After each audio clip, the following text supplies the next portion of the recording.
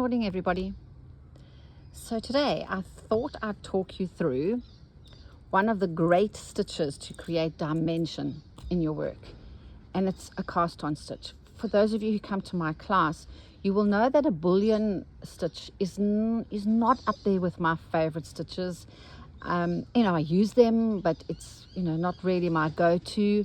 I also think to teach them, sometimes the students really battle with them, and for me, teaching is, I try and teach people the enjoyment of doing something rather than creating this amazingly perfect stitch. So a cast on stitch gives me volume and creates the most beautiful flowers.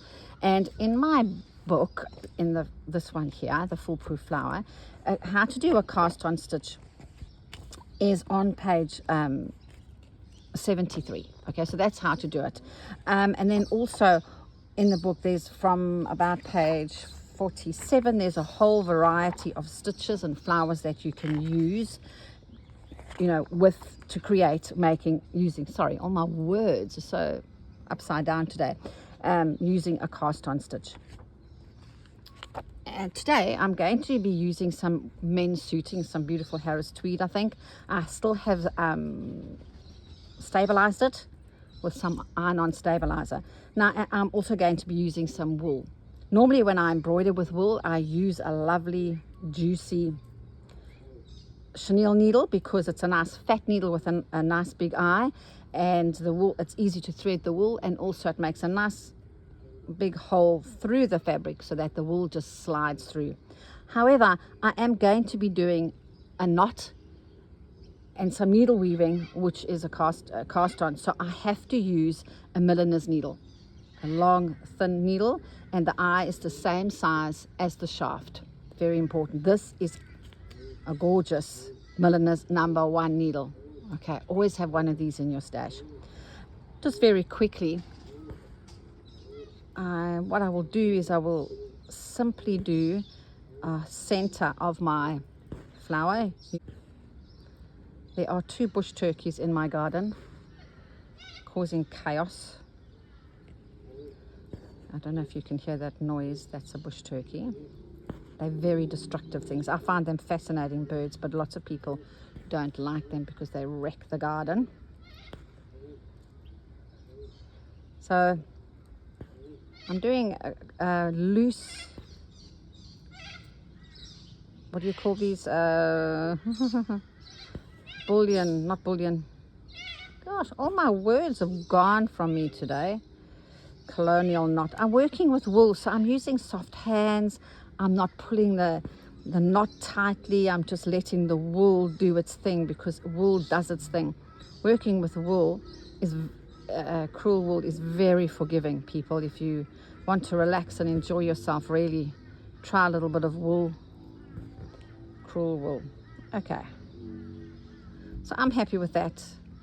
I will now just maybe do one more. I could have done anything for the center of this flower, but I've just gone traditional. Colonial knots will work for me. There we go. All right, let's head on. I think I'm just going to use this beautiful color for the petals. One thing about cast on stitches, they use a lot of thread. So that means just be careful as you begin a new cast on that you have enough on your needle. However, even though the stitch itself uses a lot of thread, I still keep my thread quite short, because I don't want this thread to get distressed or twisted or whatever, anything like that. So I'm still going to keep my thread short. How you do a cast on, I'm going to come from out, and I'm going to come towards my center of my flower, and I'm going to take a bite out of that fabric. There you go. Now, the right hand is going to stay quite still. The left hand is going to be doing all the knotting. You can do either, but this is how I do mine. So I'm going to keep this hand still, and this hand palm facing up. I'm going to use my index finger. I'm going to twist it towards my tummy, rotate it away, and slide it onto that needle. At this point, I'm not pulling applying a lot of tension on here. I'm just simply sliding that knot down. And I'm going to do another one. Palm facing up towards my tummy, load on. What I might do is just get some more thread here. What I'm trying to do here is, as I said, make these little knots that I'm loading onto my needle quite loose. They're not tight. As I said, when I'm sliding, this is not a lot of tension. All I'm doing is sliding my needle down until this wrap I've just done connects with the other one. That's all I'm doing. Nice and loose. And I don't necessarily want you to count for me. I'd rather you do this kind of organically, because then your flower will be, all your petals maybe will be different lengths, etc., which you do want. But what I want is if I sort of squash this down a little bit, I want this measurement to be slightly more than this measurement over here. And then if it is, I kind of add 2 more just to be, pedantic. And then, because let me get this through. So then I'm going to use those 2 fingers to pinch it together and pull it through. Give it a little bit of a jerk. Fold her over, grab her again, and gently pull this thread towards you. And then reinsert the needle there. When I'm doing these flowers, that's how I want it to be. Can you see it's like a little bit twisted and a little bit up? Because I don't want it flat. I want dimension. So once again, this is way too short for me. So I'm simply going to get rid of this thread and get another one. So for those of you who come to my class, you will also know that when I always do my centers of my flowers first, unless they're tufting. So then you have to, if you're doing a tufted center, you have to do your tufting afterwards. Now I want these petals to go all of the way around my center. However, I'm just not going to go in there and then just pile them on like this. I'm going to make a little wedge, and I'm going to do one here, and then I'm going to fill that one in. If you try and just do it like this, you'll most probably find that all your little petals kind of tilt like that. And I'm also not going to do the compass, the compass of north, south, east, west, like a 4, because that gets too, rigid for me. So I'm just going to come up over here, and I'm going to do another one. So back in there, come up on that side. Lay her down, lay your work down, because you want to use both hands for this.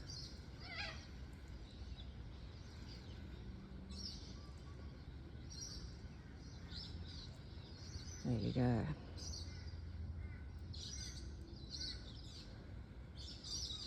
Soft hands, people, soft hands. Don't pull that thread too tight. Obviously, for those of you who have got DMCs and that's all you have in your stash and you want to try this, just don't use all 6 strands to begin with. Simply use about 3 or 4 strands, and that will give you. So now I'm going to come in here and I'm going to fill that up. This thread is quite short, but I think peeps, I will get a petal out of it. So palm facing up towards your tummy, twist and load on. Soft hands, soft hands. It's going to be a tight squeeze, peeps, but I'll do it. I'm a middle child, a Scorpio, and I have South African genes in me, so I'm going to do it. There you go. Pull her through. Before you know it, I have the beginnings of a beautiful dimensional flower. You're going to have a lot of happenings behind this work, but that's fine. You'll be able to hide it because you've got this beautiful Harris tweed. So there you go. That's cast on. It's a fun stitch. There's so many different things to do. I enjoy doing it. I love the the feeling of it. So there you go. I've pulled my little poor colonial knot there. She'll just have to be pushed back in there. So if you never done this before, give it a go. Have fun. Bye for now.